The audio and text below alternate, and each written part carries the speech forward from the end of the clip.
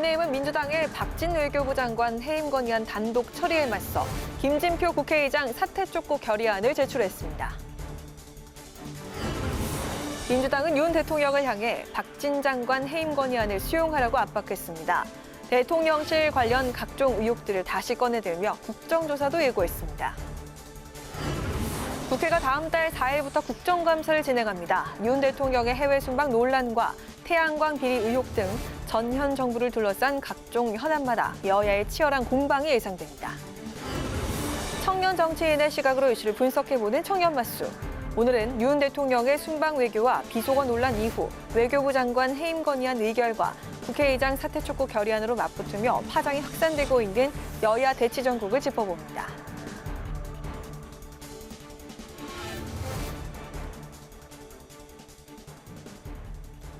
여러분 안녕하십니까? 9월 30일 의정 종합뉴스 뉴스엔 시작하겠습니다. 박진 외교부 장관 해임 건의안을 더불어민주당이 어제 단독으로 본회의에서 처리하면서 후폭풍이 거셉니다. 국민의힘은 다수의 갑질 횡포라며 비판의 목소리를 높이고 있는데요.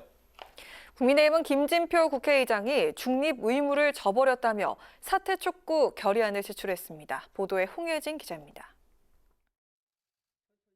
국민의힘이 민주당의 박진 외교부 장관 해임 건의안 처리에 대한 맞불 카드로 김진표 국회의장 사퇴 촉구 결의안을 꺼냈습니다. 중립을 지켜야 할 김 의장이 편파적 의사진행으로 의회 폭거를 방조했다며 이에 대한 책임을 물어야 한다는 겁니다. 우리 국민의힘과 협의도 제대로 하지 않고 일방적으로 의사일정 변경을 동의해 줌으로써 중립성에 대한 국회법의 취지를 정면으로 배치했다고 생각을 합니다. 국민의힘은 박 장관 해임 건의안을 단독 처리한 민주당을 향해서도 비판을 쏟아냈습니다. 동맹국 부통령이 방한한 날 외교부 장관 해임 건의안을 처리한 것은 외교 추태라며 무리한 힘의 정치는 역풍을 불러올 것이라고 경고했습니다.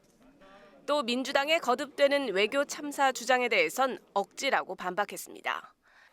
영국, 미국은 다 조문도 잘 돼서 감사하고 미국도 아무 문제 없다고 하는데 우리 민주당만 자꾸 문제 있다 하니까 이게 민주당이 억지로 대한민국을 자해하는 참사가 아니고 무엇이겠습니까?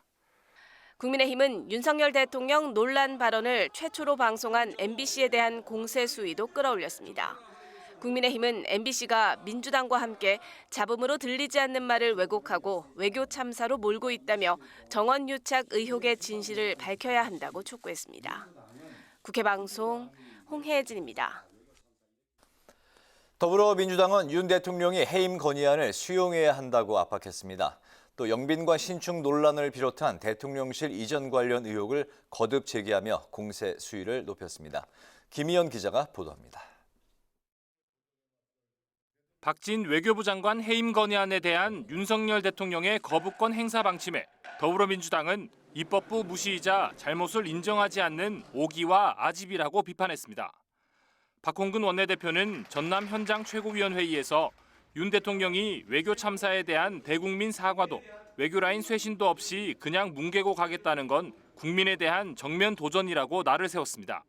윤석열 대통령이 의회 민주주의를 존중하는 최소한의 진정성이 있다면 이번 국회의 결정 사항을 반드시 수용해야 합니다. 국민의힘이 해임 건의안 처리에 대한 반발로 김진표 국회의장 사퇴 촉구 결의안을 제출한 데 대해선 적반하장식 협박이고 이 정도면 막무가내 먹통 정권이라고 비판했습니다. 민주당은 또 영빈관 신축 논란을 비롯한 대통령실 이전 관련 의혹을 거듭 제기하며 윤석열 정부에 대한 공세 수위를 높였습니다.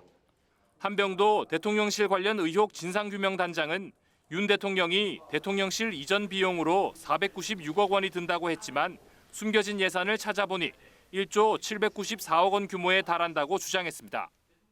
논란이 됐던 영빈관 신축 예산도 내년도 예산안에 아직 포함돼 있다며 심사 과정에서 반드시 철회시키겠다고 강조했습니다. 야당이 숨바꼭질 하듯이 예산을 찾아내서야 되겠습니까? 윤석열 대통령은 지금이라도 국민 앞에 사과하고 혈세 낭비를 막기 위해 청와대로 돌아가십시오. 진상규명단은 대통령실 이전과 청와대 개방, 대통령실 직원 사적 채용 등 4대 의혹을 선정하고 관련 의혹에 대한 진상규명에 나설 계획인데 국정조사까지 검토하고 있습니다. 국회 방송 김희연입니다. 국회가 다음 주부터 윤석열 정부 첫 국정감사를 진행합니다. 이번 국감에서는 전 현직 정부를 둘러싼 여야의 치열한 공방이 예상되고 있는데요. 국민의힘은 국감을 통해 전임 문재인 정부 실정을 비판하는 데 주력할 예정이고, 더불어민주당은 대통령실 이전 의혹부터 외교 참사 등 윤석열 정부 국정 전반을 지적하겠다며 벼르고 있습니다. 보도에 박지영 기자입니다.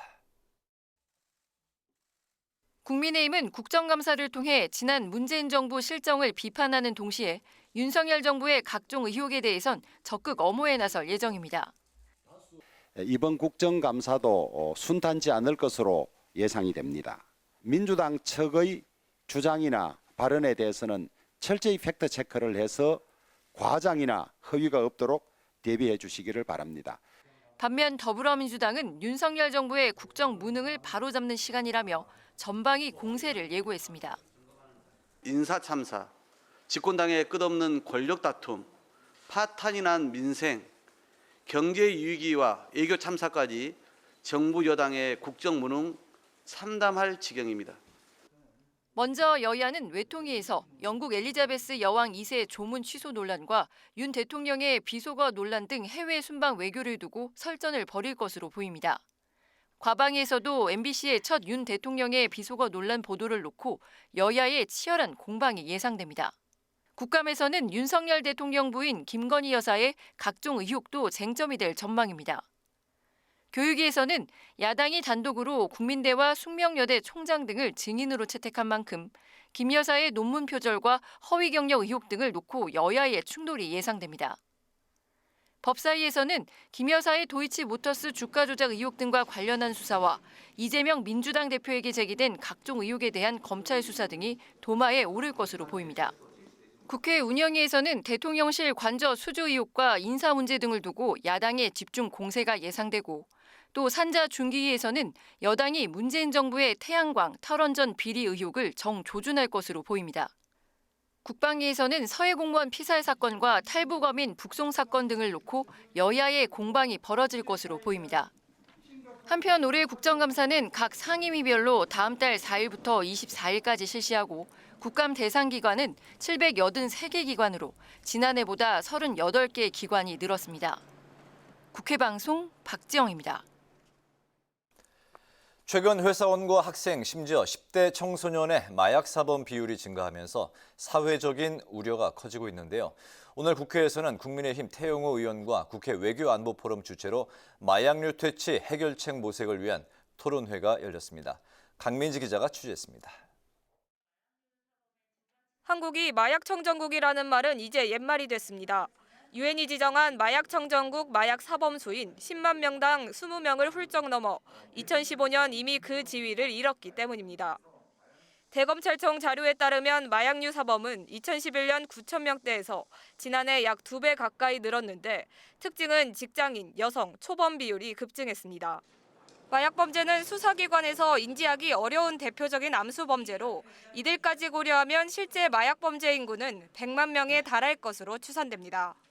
더 큰 문제는 10대 청소년에게까지 파고들었다는 점인데, 검찰에 송치된 마약사범 20대 이하 비율은 지난해 450명으로 10년 전보다 무려 11배 늘었고, 20대를 포함하면 올해 상반기 마약사범 중 비율은 30%를 넘습니다.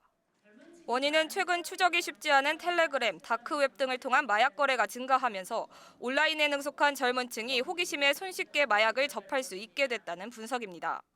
다크웹, 보안 메신저, 암호화폐 이렇게 세 개로 저희가 보통 이야기를 하는데, 이게 지금 최근 국내 마약 거래 트렌드입니다. 흔적도 잘 찾기가 힘들고요. 네, 이렇게 하다 보니까 누구나 이제 마약에 접근할 수 있는 상황이 돼버렸죠.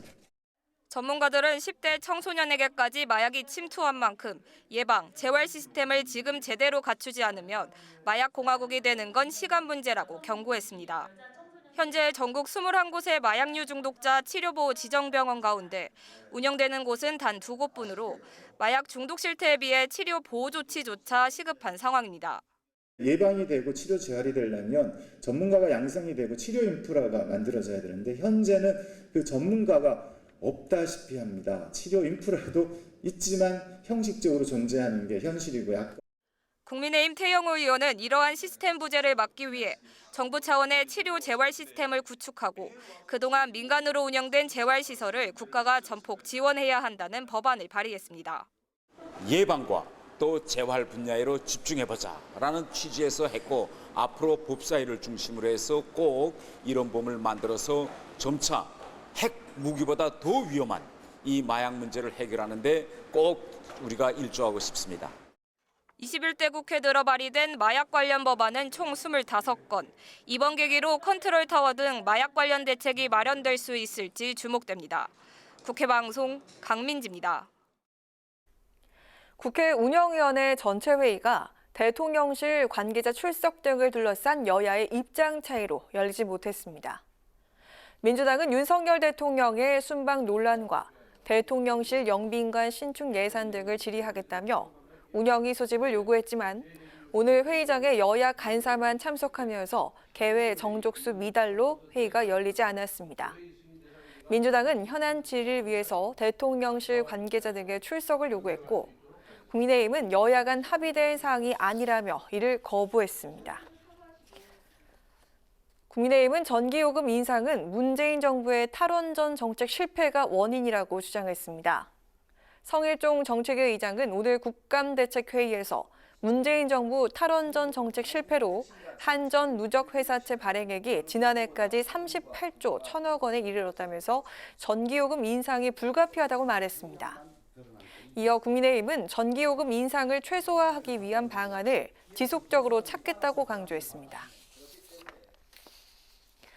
더불어민주당은 초과 생산된 쌀의 시장 격리를 의무화하는 양곡관리법 개정안 처리를 촉구했습니다. 박홍근 원내대표는 오늘 전남도청에서 열린 예산정책협의회에서 국민의힘이 국회 농림축산식품해양수산위원회에서 안건 조정이 회부를 요청하는 등 양곡관리법 통과를 막고 있다며 이같이 밝혔습니다. 이어 박 원내대표는 절박한 농민의 삶을 민주당은 외면하지 않겠다며 양곡관리법 개정안을 반드시 처리해 쌀값 정상화를 이뤄내겠다고 강조했습니다.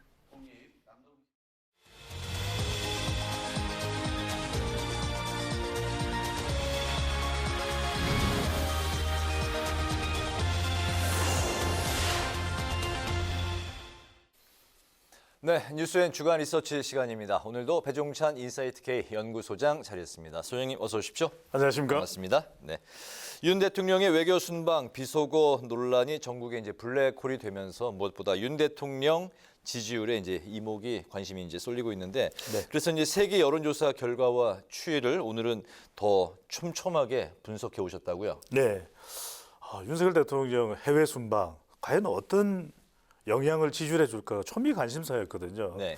대체적으로는 부정적인 영향을 주는 결과로 나타나고 있습니다. 이 조사 시점마다 조금씩 다르게 볼 필요가 있는데 우선 가장 먼저 리얼미터의 조사 결과는 지난주에 실시된 결과입니다. 지난주에 실시된 결과 왼쪽 편을 보시면 잘하고 있다는 긍정평가가 34.6%입니다. 직전 조사보다 조금 올라간 결과인데요. 하지만 이게 지난주라는 겁니다. 그래서 지난주에 화요일에는 36%까지도 올라갔던 대통령의 지지율이 요일별로 보면 금요일 결과는 또 한 32% 정도 나왔습니다. 그러니까 이 리얼미터의 조사도 주 후반부, 지난주 주 후반부로 가면서는 대통령의 해외 순방 그리고 비서고 논란에 영향을 받았었다고 볼 수가 있는 것이고요. 오른쪽 조사 결과를 보시게 되면 오른쪽 조사는 바로 방금 전에 말씀드렸던 그 매일매일 요일별 조사입니다. 그러니까 36.4% 오른쪽 그래프 보시면 이 36.4가 화요일 나쁘지 않았어요. 그런데 대통령의 비속어 논란이 터진 것이 목요일 그리고 이것이 더 확산된 것이 금요일이었기 때문에 9월 23일 지난주 금요일입니다. 32.8%로 하락세인 것을 발견할 수가 있습니다. 네, 그렇군요. 그 다음 것도 같이 확대해서 또 살펴볼까요? 네. 자, 좀 더 이제 가까운 시일에 실시가 된 조사 결과입니다. 먼저 왼쪽부터 보면 지난주 토요일부터 이번 주 월요일까지입니다. 3일 동안. 비속어 논란이 전면적으로 반영된 결과라고 볼 수 있는데 직전 조사에서 31.4%였던 대통령의 지지율이 27.7%로 20% 후반으로 내려왔습니다. 네. 근데 주목할 부분은 이 부분입니다. 자동응답 조사인데 이 자동응답 조사에서는 위에 부정평가를 보시면 붉은 색깔입니다. 네. 71.3%. 이게 70%를 넘어선 게 처음 아닌가요? 최초입니다. 네, 부정이 그러니까 70%를 넘었어요. 대통령 임기가 시작된 지 한 120여일 정도가 이제 지나가는 시점인데 네. 대통령의 부정평가 우리 10명 중 7명이 넘는 71.3%로 나타났습니다. 자, 우리 방송에서 가장 기준으로 이제 삼고 있는 조사가 바로 갤럽 조사인데요. 네. 오늘 나온 거죠? 예, 어제까지 실시됐습니다. 그러니까 이건 비속어 논란도 논란이지만 그 이후에 벌어졌던 방송사와 대통령실과 또 국민의힘 집권 여당과의 이 대결 대치 국면 상황까지도 반영이 된 결과라고 볼 수 있는데요. 네. 긍정평가 24%. 이 24%가 갤럽의 기준으로 지난 8월 초의 최저치와 동률입니다. 자, 부정평가는 65%로 더 올라갔습니다. 네. 근데 이 긍정평가의 속사를 들여다보면 더 충격적입니다. 만 18세 이상 20대에서는 윤석열 대통령 잘하고 있다는 긍정평가가 9%로 한 자리로 나왔습니까? 네. 어쨌든 24%의 긍정도 거의 뭐 최저점을 찍었다고 볼 수가 있고 예. 또 71%의 이제 부정평가도 역대 가장 안 좋게 높게 나온 그 수치를 확인을 했습니다. 예. 조금 더 깊게 한번 이제 들어가 볼까요? 윤 대통령의 외교 순방 평가에 대한 여론조사도 나왔죠? 예, 그렇습니다. 이 대통령의 해외 순방, 대통령의 해외 순방이 있기 전에 우리 시간을 통해서 순방이 지지율에 미치는 영향은 임기 초반에 대체적으로 긍정적이었다. 그 이유는 MZ세대나 대통령이 속하고 있는 정치적 진영이 아니더라도 중도층에서도 더 주목하게 되는 것이 바로 대통령의 해외 순방이거든요. 네. 그런데 대통령에 대한 해외 순방, 윤석열 대통령의 해외 순방 부정적 평가가 더 높았습니다. 조사 결과를 보면요. 윤석열 대통령 외교 순방에 대한 평가를 물어봤습니다. 물론 대통령 지지율과 비슷한 결과가 나왔다고도 볼 수 있는데 그래도 또 순방의 기대감과 그게 맞는 성과가 있었다면 평가는 좀 다를 수도 있었거든요. 네. 긍정이 27.9%, 부정이 70.9%로 나타났습니다. 대통령 지지율과 크게 다르지 않다. 네. 그리고 또 대통령 지지율과는 다르게 평가할 만한 성과도 확인되지 않았다라는 것도 해석을 해볼 수가 있는데 네. 그런 이유가 해외 순방에 논란이 발생하거나 다른 주목을 끌만한 이슈 또 파장이 생겨버리면 그만큼 효과는 반감된 것으로 보입니다. 네, 대통령의 외교 순방에 대한 평가가 거의 뭐 대통령의 국정 지지율과 그대로 연동이 된 걸 또 확인을 해봤습니다. 세 번째 살펴볼 부분은 정치권은 물론 국민도 상당히 궁금해했던 그 여론조사 결과가 아닐까 싶습니다. 네. 이게 이제 온 국민의 뭐 청력 테스트냐 해서 논란이 됐었던 바이든이냐 날리면이냐 이 논란의 핵이 됐던 윤 대통령의 발언 국민은 과연 어떤 쪽으로 듣고 있었는지 여론조사를 물어봤습니다. 어떻게 나왔습니까? 그렇습니다. 지난주부터 가장 큰 관심사가 바로 이 윤석열 대통령의 발언 잘 들리지 않는 부분도 있기도 했거든요. 소음이 섞여 있는 이 내용에 대해서 국민들에게 그냥 물어봤습니다. 바이든이냐 날리면이냐.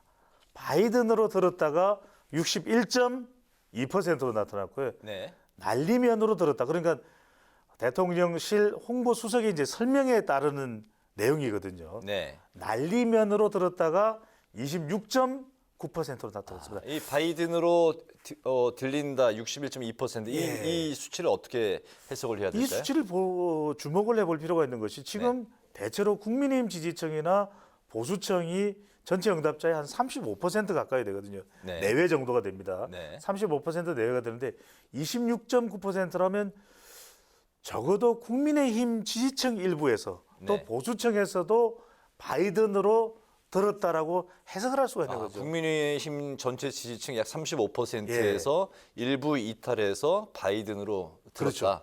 거기에 이제 중도층까지 이제 흡수한 건가요? 포함이 돼 있을 수가 있는 것이죠. 네. 물론 뭐 정확하게 진위 여부에 어떻게 되는지 참 알 길이 없긴 합니다. 네. 그렇지만 이 조사 결과만 놓고 보면 보수층에서도 일부, 국민의힘 지지층에서도 일부는 바이든으로 들었다는 것으로 해석될 수 있습니다. 알겠습니다. 오늘 네 번째 살펴볼 부분은 이번 논란에 역공을 펼치고 있는 윤 대통령과 여권 관련 조사인데 국민 10명 중에 7명 이상이 대통령실에 이제 그리고 또 여권의 대처가 부적절하다 이렇게 이제 보는 건 물론이고요.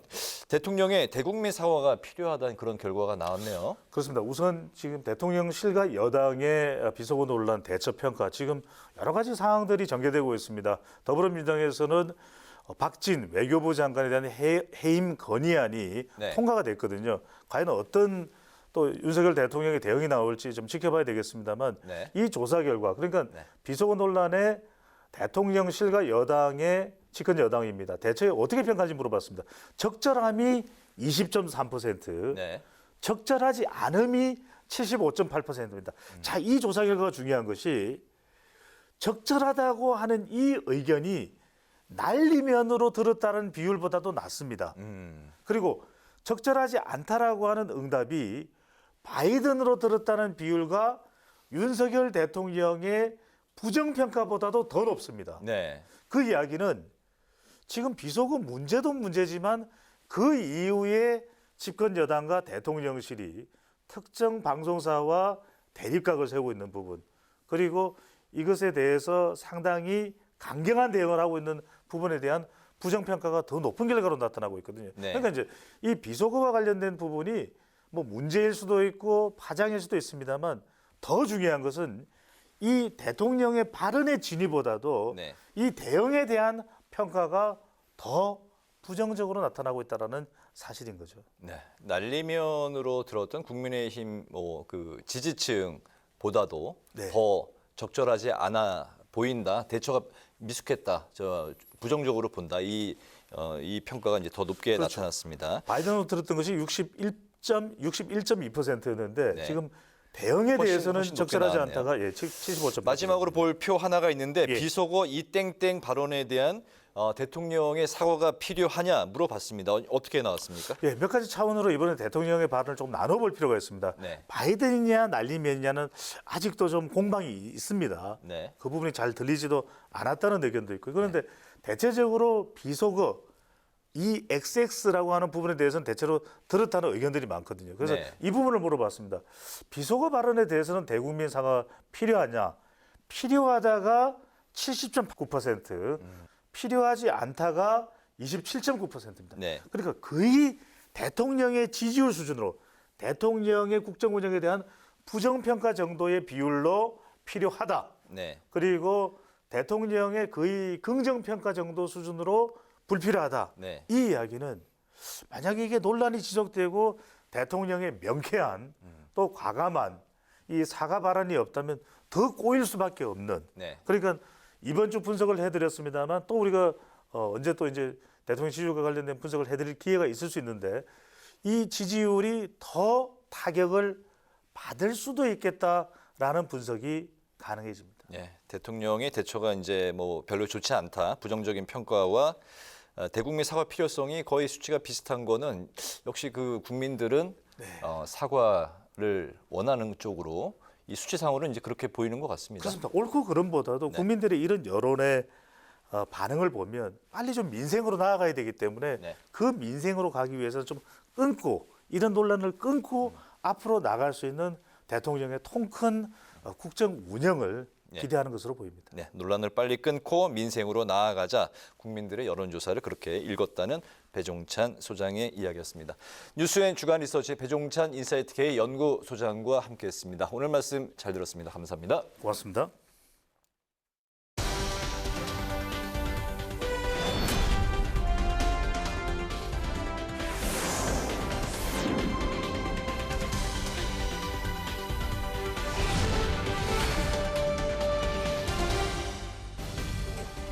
강아랑의 정치톡 시간입니다. 9월 30일 시선을 집중시킨 정치 뉴스 만나보시죠. 오늘의 첫 번째 정치톡은 20년 만에 돌려줬답니다. 민주당이 발의한 박진 외교부 장관 해임 건의안이 국민의힘의 거센 반발 속에 어제 국회 본회의를 통과했습니다. 지금까지 장관 해임 건의안이 국회에서 가결된 건 이번이 7번째인데요. 민주당 단독 표결로 어제 해임 건의안이 처리된 이후에 20년 전 기억을 꺼내면서 소회를 밝힌 인물이 있습니다. 바로 과거 노무현 정부에서 행정자치부 장관을 역임했던 민주당 김두관 의원입니다. 김 의원 역시 2003년 9월 당시 야당이었던 한나라당이 단독으로 해임 건의안을 통과시키면서 장관직을 자진 사퇴한 바 있습니다. 김 의원은 어제 박진 장관의 해임 건의안이 가결된 직후 자신의 페이스북을 통해서 개인적으로 감회가 남다르다라면서 박 장관과의 과거를 회상했는데요. 아이러니하게도 자신이 해임 건의안이 통과됐던 당시 한나라당의 대변인이 바로 박 장관이었습니다. 김 의원은 자신의 해임안이 통과됐을 때 박 대변인이 자유민주적 기본 질서의 승리라고 논평을 했다면서 저의 해임은 누가 봐도 부당하고 정치적인 것이었지만 저나 노무현 대통령은 국회 요구를 받아들였다고 밝혔습니다. 그리고는 박진 장관께 그대로 돌려드리면서 인간적인 위로의 말씀을 드린다. 이것 또한 정치라고 덧붙였습니다. 자신이 그랬던 것처럼 박 장관과 윤 대통령에게 해임 건의안 수용을 촉구한 것으로 해석됩니다. 하지만 박 장관은 해임안 통과 이후 흔들림 없이 맡은 바 소임을 다하겠다면서 물러날 뜻이 없음을 밝혔는데요. 국민의힘 주호영 원내대표 역시도 과거 김두관 전 장관의 사례와 이번 박진 장관은 다르다면서 대통령께 거부권을 요청할 필요도 없다고 강조했습니다.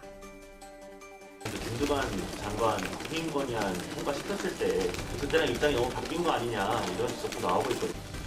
해임 건의안이 통과되고 자진 사임했지 않습니까? 그때 만약에 김두관 전 장관이 그걸 동의하지 않았으면 사임하지 않았겠죠. 그래서 같은 해임 건의안이지만 상황이 다른 것이다. 다른 것이고 국민들이 이 해임 건의안이 옳다고 생각하면 받지 않을 수가 없지만 전혀 그렇지 않은 상황이지 않습니까?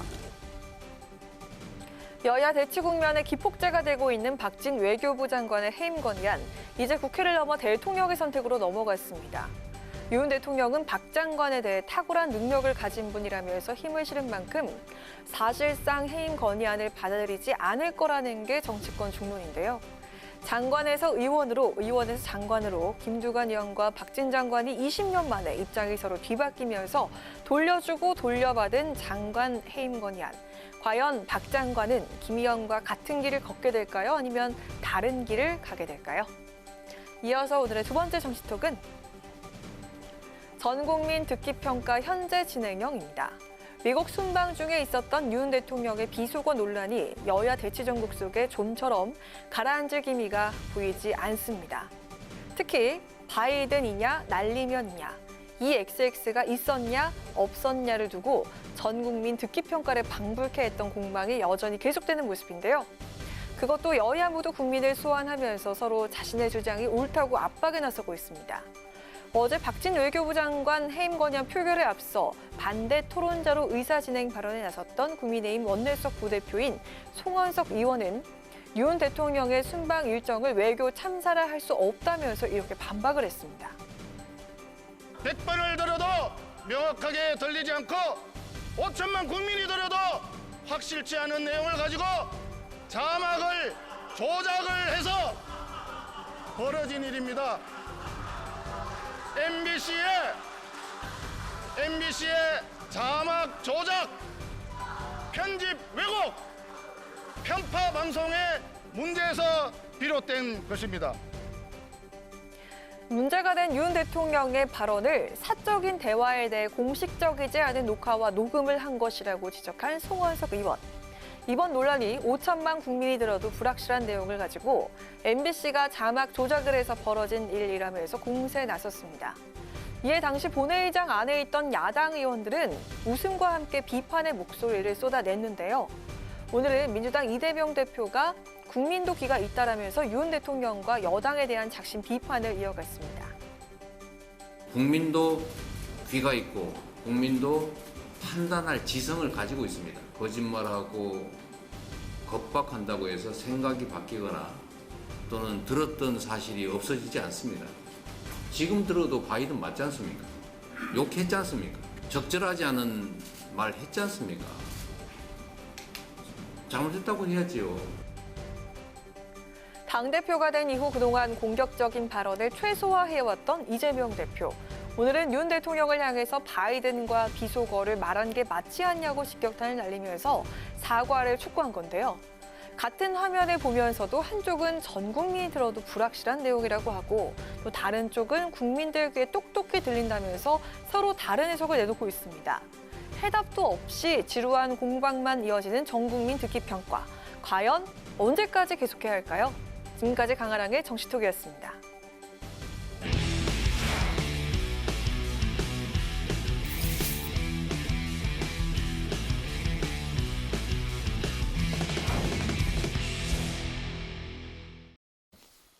네, 이번 순서는 청년 정치인의 시각으로 정치권 이슈를 분석하고 토론해보는 뉴스엔 청년 맞습니다. 오늘도 권지용 더불어민주당 전 비대위원, 문성호 국민의힘 대변인 두 분 나오셨습니다. 반갑습니다. 반갑습니다. 어서 오십시오. 네. 윤석열 대통령의 비서거 논란, 여야의 끝장 대치로 가는 그런 형국인데요. 어제 야당이 결국 박진 외교장관 해임 건의안을 올렸고 오늘 대통령은 사과하고 박 장관은 결단하라는 여론전 총공세에 나섰습니다. 근데 조금 전에 김은혜 대통령실 홍보수석이 발표를 했는데요. 대통령이 박진 외교장관 해임 건의안에 대해서 불수용 입장이다 이런 이제 발표를 했습니다. 이 부분은 이제 잠시 후에 또 논의하기로 하고 일단 민주당의 이런 강공 전략 향후 민주당의 득이 될지 독이 될지 두 분은 어떻게 바라보고 계십니까? 우선은 민주당은 그 여당을 그러니까 정부를 견제해야 되는 역할을 할 수밖에 없습니다. 네. 근데 이번에 외교 관련해서는 전 두 갈래로 좀 실패했다고 생각하는데 하나는 원래 목표한 바를 이루지 못했습니다. 한일, 한미 정상회담 제대로 하지 못했고 그리고 인플레 감축법 관련해서도 사실은 이번에 성과를 꼭 가져와야 되는 건 아니지만 사실은 인플레 감축법이 논의될 때부터 대응을 했어야 되는데 전혀 그러지 못했어요. 그거 자체에 대한 책임도 있는 것이고요. 그래서 이묶음이 한묶음이라고 하면 두 번째는 비속어 관련한 것입니다. 사실 그냥 가볍게 사과하고 지나갔어도 별 문제 없었을 일인데 오늘이 금요일이니까 딱 일주일째 이 이야기를 하고 있어요. 네. 저는 윤석열 대통령이 귀국하시면 좀 어느 정도 해결이 될 줄 알았습니다. 근데 윤석열 대통령의 발언이 더 이 문제를 이어가게 만들었죠. 대통령이 와서 일단은 사실과 다른 보도를 했다. 한 140여 개의 언론이 그 기사를 썼는데 그것이 사실과는 다른 것이었다라고 이야기하면서 이것이 한미동맹을 훼손하고 그래서 결과적으로는 국민을 위협한다고까지 했어요. 근데 저는 모두 부적절했다고 보고 거기에 대한 책임을 묻는 방식으로 이 외교의 전체적인 책임을 가지고 있는 외교부 장관 해임 건의안을 올리고 가결시킨 것입니다. 네, 민주당은 적절한 대응을 한 거다. 네, 알겠습니다. 네, 저는 저번 방송에서 말씀을 드렸다시피 저희가 받아들여야 될 비판은 받아들여야 된다고 생각을 합니다. 저희 쪽에서 대통령께서 분명히 다소 부적절한 표현을 하신 것은 맞기 때문에 이런 부분에 대한 비판은 충분히 있을 수 있다라고 생각을 하지만 지금 민주당의 어떤 박진 장관 해임안 같은 것은 이제 과도한 정치 공세라고 저는 생각이 드는 것이 이것이 어떤 외교 라인의 장관 때문에 생긴 문제는 아니지 않습니까? 이제 대통령께서 이제 말씀하신 어떤 이런 사담이 밖으로 이제 나아가면서 나온 내용인데 그럼 거꾸로 여쭤봐서 이제 만약 박진 장관이 아니라 다른 분이 장관이셨으면 이런 논란이 생기지 않았을까요? 이런 문제가 번지지 않았을까요?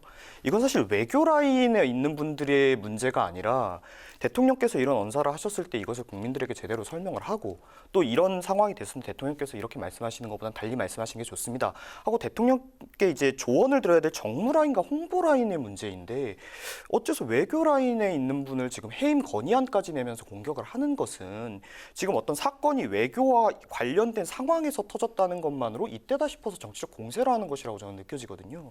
그렇기 때문에 정말 민주당 측에서 어떤 국정을 위해서 야당으로서 하는 비판이라면 정확한 책임 소재를 좀 이렇게 정하시고 공격을 하는 게 저는 맞다고 생각합니다. 그러니까 저는 말씀하신 대로 꼭 박진 외교부 장관이 아니라 대통령께서 직접 사과를 한다거나 혹은 아니면 대통령실에 있는 인사 라인, 그 외교 라인을 문책성으로 인사를 교체한다거나 하면 굳이 여기까지 안 왔을 거라고 저는 생각합니다. 근데 어쨌건 문제가 있었다고 온 국민들은 생각하고 있는데 아무도 사과의 말도 유감의 말도 그리고 책임도 안 지고 있지 않습니까? 그러니까 야당 입장에서는 어쨌든 야당이 가지고 있는 권한으로 해임 건의를 한 것이죠. 근데 받아들이지 않으셨으니까 이 역시도 전혀 이제 어떤 소통의 물꼬로 시작되는 게 아니라 또 뭔가 여야가 더 경색되고 멀어지는 계기가 되어버린 것 같습니다. 결과적으로는. 네. 네, 또 하실 말씀 아니, 그러니까 저 있으신가요? 또한 이제 그런 부분에 대해서는 충분히 저희가 받아들여야 된다고 생각을 합니다. 그런데 지금 이런 장관의 해임 건의안이라는 게 지금 굉장히 큰 것이 않습니까? 어떤 네. 대통령 인사권에 대해서 국회가 이제 반발을 한 것인데 이것이 어떤 해프닝이지 않습니까? 이런 어떤 말실수잖아요. 이게 어떤 외교적인 사안이 뭔가 틀어진 것이 아니라 말 그대로 대통령께서 옆 사람에게 어떤 이야기했던 사담이 밝혀짐으로써 일어났던 일인데 이것이 어떤 외교 라인의 실수라고 볼 수 있느냐. 그런데 외교부 장관을 지금 경질해야 된다? 이것은 뭔가 좀 말이 안 맞는 것이 아니냐 이 말씀을 드리고 싶은 것이고요. 근데 말씀하신 거 부분에서 저도 인정을 해야 되는 부분은 홍보 쪽 라인에서 저는 책임을 져야 된다고 봅니다. 이게 당시 사건이 터졌을 때 15시간 이후에 답변이 나왔단 말이에요. 네. 그러니까 이제 물론 대통령께서 이런 대통령실에서 억울한 부분이 있을 수 있겠죠. 사실과 달리 알려진 부분이 있을 수 있겠죠. 그렇지만 이렇게 이슈가 되었을 때는 거기에 대해 발빠른 대응을 해야 되는 것이 맞는데 실제로 이런 대응이 적절하지 못했기 때문에 지금 이 이슈가 끊임없이 재생산되고 있는 거다. 김은희 홍보수석이 책임을 져야 된다는 입장이죠. 제가 이제 뭐 누구라고 말씀을 드리기엔 제 입장은 좀 홍보실이라고 어렵지만 말씀하시니까. 네. 이런 외교 라인이나 안보 라인까지 지금 문제를 걸고 넘어지고 있거든요, 민주당이. 이것은 너무 지금 어떤 사건이 지금 우리가 비판받는 상황으로 가니까 과도한 정치 공세를 확대하는 것이 아닌가 이 말씀을 드리고 싶은 겁니다. 네. 그러니까 저는 좀 엮여 있는 것 같은데 비속어 논란에 대한 책임도 물론 순방 과정에 있었기 때문에 저는 일부 박신 장관에게 있다고 생각하고 근데 그보다 더 큰 것은 인플레 감축법 관련해서 사실은 캐나다나 일본 같은 경우는 자국의 이익을 보호하기 위해 사전 조치를 했습니다. 근데 한국은 전혀 그런 조치를 못했어요. 제대로 이 상황을 알고 있었는지조차도 지금 확인이 잘 안 돼요. 그러니까 그때 이제 하원 의장이 방문했을 때도 그때 보고서가 올라왔다는 거 아닙니까? 그 인플레 감축법이 통과되게 되면 한국 산업에 영향이 클 것이다. 근데 그것을 듣고도 윤석열 대통령이 하원 의장과 전화하면서 그런 이야기를 언급했다는 보도는 저는 보지 못했습니다. 근데 이런 것들에 대한 책임은 사실 박진 장관에게 있지 않습니까? 그런 것들이 누적돼서 지금 해임 건의를 한 것입니다. 네, 비속어 논란뿐만 아니라 이제 그 대통령 순방에서의 총체적인 외교 전략까지도 이제 책임 부분을 물은 거다라는 말씀이신 거죠? 알겠습니다. 네. 네. 자, 여당 또한 대야 공세에 화력을 쏟았는데요. 민주당을 향해서 대선 불복행위다, 검수완박, 감사완박에 이은 국회 완박이다 이렇게 맹공을 했고요. 또 오늘 김진표 국회의장 사퇴 촉구 결의안 제출로 맞불을 놨습니다. 이 전술은 효과가 있을 거라고 보십니까? 아까 얘기에 좀 이어서 계속 이제 같은 네. 주제인데 네. 지금 사실 말씀하셨던 이런 인플레 감축법이나 이런 것은 지금 우크라 전쟁으로 인한 뭐 에너지 위기나 이런 전 지구적으로 일어난 사안이지 않습니까? 이게 어떤 지금 더 잘 대응할 수 있었는데 못한 부분은 분명히 있지만 이것을 어떤 장관 해임까지 이어나갈 수 있는 문제인가? 이것이 어떤 개인의 인사에 잘하고 못하고로 해결할 수 있었던 부분인가에 대해서 저는 되묻지 않을 수 없고요. 근데 이것을 어떤 단순 비판이 아니라 어떤 국회에서 해임안까지 결의하는 것이 과도한 정치 공세가 아닌가 이 얘기를 계속 드리고 싶은 겁니다. 이것을 만약에 지금 외교부가 이런 잘못하고 있는 부분에 대해서 민주당이 어느 정도 비판을 한다면 저희도 수용할 부분이 있습니다. 그런데 이런 국무위원을 지금 해임해야 된다고까지 올라오는 게 그런 정도의 이야기는 아니지 않습니까? 그러니까 너무 과도한 공격을 하고 있는데 거기에 대해서 저희가 대응을 할 수밖에 없는 것이죠. 네. 근데 뭐 저는 좀 생각이 다른데 인플레 감축법 같은 경우는 아직 집행되지 않았기 때문에 그 영향이 지금은 드러나지 않고 있지만 실제로 일본이나 캐나다 같은 경우는 자국의 이익을 반영하기 위해서 이미 조치를 해서 그 조항을 빼거나 더하거나 했어요. 근데 한국은 그러니까 한국이 노력했는데 못할 수도 있죠. 미국 의회를 어떻게 좌지우지하기는 어려우니까. 근데 그런 생각조차 못했다고 하면 엄청난 직무유기 아닙니까? 거기에 대해서 충분히 전 책임 물을 수 있다고 생각하고 과거에 김두관 의원이 행정안전부 장관일 때 해임 건의안을 받아서 결국 자진 사퇴했잖아요. 그때도 사실은 김두관 의원이 행안부 장관이라는 이유로 그때 당시에 대학생이 미군 기지에 들어갔습니다. 거기에 대한 책임으로 한나라당이 당시에 이제 보수 쪽에서 해임 건의안을 통과시켜서 노무현 대통령이 사실상 해임시킨 것과 비슷한 상황이 된 거죠. 그러니까 그냥 보기에 따라서 이제 해임 건의할 상황인지 아닌지가 조금 다를 뿐이지 이것 자체를 정치 공세라고 하기에는 외교에 대한 책임을 져야 된다는 어떤 요구에 대답할 어떤 대답도 하지 않으면서 그냥 정치 공세다라고 하는 건 더 무책임한 것 같습니다. 당시 공교롭게도 박진현 그 외교부 장관이 당시에는 한나라당 또 대변인이었죠. 그래서 그때 그런 표현을 하세요.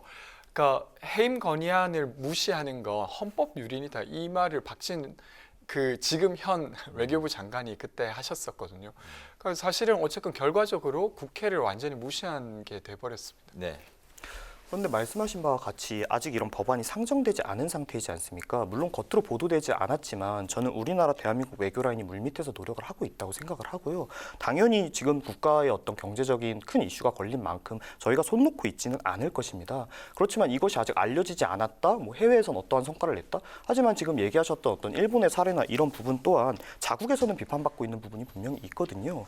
그런데 이것을 가지고 와서 우리는 안 했다라고 단정 지을 수는 없는 겁니다. 이것이 차후에 밝혀져서 어떤 저희가 부족했던 부분이나 이루지 못한 이후에 책임을 묻는다면 또 이야기가 다르지만 아직 시작도 되지 않은 일을 가지고 너희가 미리 하지 못했으니까 책임으로 해임까지 돼야 된다. 이건 좀 과도하다라고 저는 생각을 하거든요. 사실관계를 바로 잡아야 될 것 같아요. 법은 이미 통과됐습니다. 네네. 상원, 하원 그리고 대통령 사무까지 된 거고 그것이 집행되는 시점이 지금 아니라는 거고 그래서 이미 다 끝났어요. 지금은 뭘 이렇게 손 쓸 수가 없는 상황입니다. 근데 그때까지 뭘 했냐라고 질문하는 건데 뭘 했으면 뭘 했다고 아마 말했을 거예요. 근데 뭘 한 게 없으니까 그러니까 그 법안을 개정시키기 위해서 어떤 준비나 노력을 한 게 없으니까 지금 안 알려지고 있는 거잖아요. 그에 대해서는 외교부의 책임이 매우 크다고 저는 여전히 생각합니다. 알겠습니다. 윤 대통령이 이제 해임 건의, 박진 외교부 장관에 대한 해임 건의안을 불수용했다. 라는 이제 속보를 이 코너 초반에 이제 말씀을 드렸는데 사실 뭐 이게 뭐 의외다, 뭐 놀랍다, 뭐 이런 속보는 아닙니다. 이미 예고가 됐었고 이렇게 이제 불수용할 거 이런 입장이 많이 이제 예측이 됐었던 상황인데 비속어 관련해서는 대통령이 기억이 나지 않는다는 이제 입장이고요. 대통령실도 가짜 뉴스라면서 이제 강공 모드 이제 일변으로 이어가고 있는데 문제는 이런 상황에서 조금 전에 그 주간 리서치에서 이제 여론조사도 살펴봤는데 윤 대통령의 지지율이 최저치 수준으로 떨어졌습니다. 한국갤럽이 오늘 긍정 24%라고 발표를 했고요. 또 다른 여론조사에서는 부정 그 여론이 처음으로 70%를 넘게 나온 그 기관도 있었습니다. 그렇기 때문에 대통령과 대통령실의 이런 대응 과연 괜찮을지 어떻게 보시는지 들어볼까요? 뭐 여론조사 내용에도 나오지만 지금 좀 저는 부적절하게 대응하고 있다고 생각합니다. 문제 자체가 엄청 큰 문제였다기보다 대응하는 과정에서 좀 이 리스크 관리를 전혀 못하신 것 같아요. 그 이제 갤럽 여론조사를 보면 20대에서는 지지율이 9%입니다. 네. 그러니까 한 자릿수까지 떨어진 것이죠. 그러니까 어떤 특정 진보 진영의 국정 지지율이 한 자릿수가 아니라 20대 전체에서 어쨌든 한 자릿수까지 떨어진 상태예요. 그러니까 저는 보통의 국민들이 보기에는 지금 대통령실의 어떤 우기는 식의 어떤 대응이 부적절하다고 보는 것 같고요. 그것을 더 넘어서 이제는 언론과 전쟁을 하고 있습니다. 사실은 언론 입장에서는 내용을 본 것을 보도해야 할 의무가 있지 않습니까? 근데 그것을 보도했다는 이유로 MBC를 타겟화하고 있고 사실 같은 자막을 넣은 기사는 140여 곳에서나 이제 기사 작성을 했는데 그중에서 유독 MBC만 공격하고 있는데 여튼 저는 좀 이 내용이 그냥 이것으로 끝나는 정도가 아니라 또 언론을 탄압하는 쪽으로 가서 더 부적절하다고 저는 계속 생각하고 있습니다. 대통령의 대응 어떻게 보고 계십니까? 저 또한 지금 국민 지지율이 굉장히 낮게 나온 것을 대통령실이 굉장히 엄중히 받아들여야 된다고 생각합니다. 실제로 지금 말씀하신 것과 같이 이게 어떤 해프닝으로 충분히 끝날 수 있는 사안이었는데 어떤 대통령실에서 적절치 못하게 대응했기 때문에 저도 이슈가 이어져 온 것이라고 생각을 하거든요. 오늘만 해도 이제 김대국 비서실장님께서 뭐 대통령께 직접 물어봤는데 뭐 기억이 잘 안 나신다고 이야기를 하셨다. 이게 근데 전에 김은혜 홍보수석이 얘기하신 거와는 또 좀 다르게 얘기가 나온 거지 않습니까? 네. 그러니까 이렇게 어떤 대통령 측에서의 이야기하는 의사들이 어떤 표현들이 내용들이 일관되지 않는다면 지금 이 전선에 나와가지고 공방을 벌이고 있는 저희는 어떤 이야기를 가지고 싸워나갈 수 있겠습니까? 이것은 국민들에게도 그리고 이제 저희 함께 하고 있는 동지들에게도 결코 올바른 방향이 아니라고 생각을 하고 있기 때문에 제가 처음부터 그래서 홍보수석과 홍보 라인과 정무 라인에 좀 책임을 물을 필요가 있다. 저는 이렇게 말씀을 드리겠습니다. 네. 네, 한 가지 해석을 해볼 필요가 있는 그 발언이 하나 있는데요. 박진 장관의 이야기입니다. 어제 그 본회의 가결된 이후에 박진 장관이 맡은 바 소임을 다하겠다 이렇게 말을 하면서 자진 사퇴를 거부하는 듯한 이야기를 했는데 더불어서 외교 참사에는 동의를 하지 못하지만 야당의 질책은 경청하겠다 이렇게 말을 했는데요. 이 말 어떻게 해석해야 할지 외교 실책을 어느 정도는 인정을 하는 걸까요? 질책을 경청하겠다 이 말은요. 그러니까 앞서 같은 주제로 말씀드렸던 것과 같이 저희가 부족한 부분은 분명히 있죠. 분명히 있고 이런 부분에 대해서는 인정을 하고 거기에 대해서는 또 책임 있는 모습을 앞으로 보여드려야 되는 게 맞고 다만 이것이 과연 정말 해임까지 돼야 될 사안인가 이거에 대해서는 저희는 좀 달리 생각하기 때문에 이렇게 얘기하신 것 같습니다. 네. 예. 어느 정도는 인정하는 것 같습니다. 그리고 실제로 이제 대통령실의 메시지와 국무위원들의 메시지가 늘 똑같지는 않아요. 근데 국무위원으로서 자기의 입장을 밝힌 거라고 저는 생각하고요. 아까 말씀하신 대로 사실은 진실은 있는데 그것을 외면하려고 하다 보니까 논리 정연하지 않은 대답들이 계속 나온 것 같습니다. 시간 순으로 보면 처음에 이 사건이 벌어졌을 때 기자들 사이에서 뭔가 비속어가 돈 것 같은데 라고 하니까 대통령실 관계자가 와서 일단 보도 안 하면 어떻겠냐 이렇게 처음 했다가 조금 시간이 지나서는 이건 사적인 발언이었으니까 그렇게 문제되지 않는다 라고 했다가 그 다음에는 이 XX들의 대상이 미국 의회가 아니라 한국 국회였다 이렇게 했다가 지금은 이 XX들도 아니다 이렇게 하고 있는 거지 않습니까? 누가 봐도 만약에 최초의 어떤 진실이 있었다고 하면 일관되게 그걸로 설명했을 텐데 그렇지 못한 것 같고 지금이라도 저는 약간의 유감 표현을 하는 게 좋다고 생각해요. 그러니까 저는 이렇게 보는데 국민들은 어떤 사건이 벌어졌을 때 대통령이 거기에 어떻게 대응하는가를 지켜보고 있는 것입니다. 과거에 내부 총질 문자가 났을 때 물론 그것도 사적 대화였죠. 근데 그것이 어쨌든 공개된 이상 대통령이 그것을 어떻게 하는가 국민들이 바라봤는데 이번에도 마찬가지입니다. 이 사건이 어쨌든 벌어졌어요. 근데 여기에 아무런 대응을 하지 않는다면 저는 두고두고 윤석열 대통령의 발목을 잡을 거라고 생각합니다. 네, 또 간단하게 유추를 좀 해볼 게 있는 게요.